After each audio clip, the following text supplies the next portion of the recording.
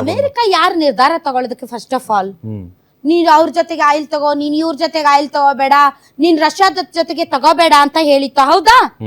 ನಾವ್ ಯಾವಾಗ US deal ಮಾಡಿದ್ವಾ ಆವಾಗ ನೀ ರಷ್ಯಾ ಜೊತೆಗೆ ತಗೋಬೇಡ, ನೀನು ವೆನಿಜುವೆಲಾ ಇಂದ ತಗೋ ಅಂತ ಹೇಳಿತ್ತು. ಹೌದಾ?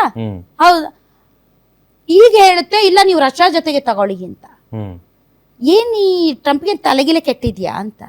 ಆಮೇಲೆ ನಾವು ಅವ್ನು ಹೇಳದಂಗೆ ಕೇಳ್ತಾ ಇದೀವೋ ಕೇಳ್ತಾ ಇಲ್ವೋ, ನಮ್ಮ ಫಾರಿನ್ ಪಾಲಿಸಿ ಏನೋ, ನಾವು ರಷ್ಯಾದ ಜೊತೆಗೆ ನಮ್ಮ ಒಂದು ಈ ತೈಲ ವಹಿವಾಟನ್ನ ಕಂಪ್ಲೀಟ್ ಆಗಿ ಎಷ್ಟು ಪ್ರಮಾಣದಲ್ಲಿ ಕಡಿಮೆ ಮಾಡಿದ್ದೀವಿ, ಮತ್ತು ನಿಜಕ್ಕೂ ನಮಗೂ ಮತ್ತು ರಷ್ಯಾದ ಜೊತೆಗಿನ ಸಂಬಂಧ ಹಾಗೆ ಇದೆಯಾ, ಹಳಸ್ ಹೋಗಿದ್ಯಾ, ಬಿಕಾಸ್ ಆಫ್ ಅಮೆರಿಕಾದ ಈ ರೀತಿಯಾದಂತಹ ಷರತ್ತುಗಳು, ಅಮೆರಿಕಾದ ಈ ರೀತಿಯಾದಂತಹ ನಿಬಂಧನೆಗಳಿಂದಾಗಿ ಅದ್ರ ಬಗ್ಗೆ ಜನಸಾಮಾನ್ಯರಾದ ನಮಗೆ ಕ್ಲಾರಿಟಿ ಕೊಡೋರು ಯಾರೂ ಇಲ್ಲ.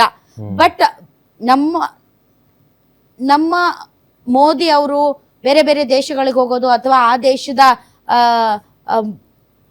ಚೀಫ್ಗಳು ಇಲ್ಲಿಗೆ ಬರೋದು, ಈ ಒಂದು ಮಾತುಕತೆಯಲ್ಲೇ ನಮ್ಗೆ ಗೊತ್ತಾಗುತ್ತೆ ಓ ಇವ್ರ ಜೊತೆ ಚೆನ್ನಾಗಿದ್ದಾರೆ ಅವ್ರ ಜೊತೆ ಚೆನ್ನಾಗಿದ್ದಾರೆ ಅಂತ. ಅದರ್ವೈಸ್ ನಮಗೆ ಗೊತ್ತಾಗ್ತಾ ಇಲ್ಲ ನಮ್ಮ ಫಾರಿನ್ ಪಾಲಿಸಿ ಏನು ಅಂತ.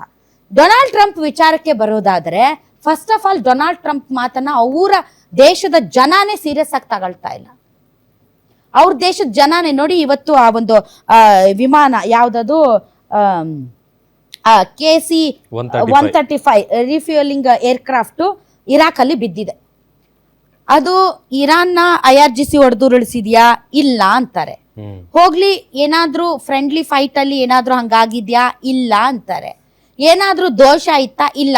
ಸುಮ್ನೆ ಬೀಳಕ್ಕೆ ಅದೇನು ಇದಾ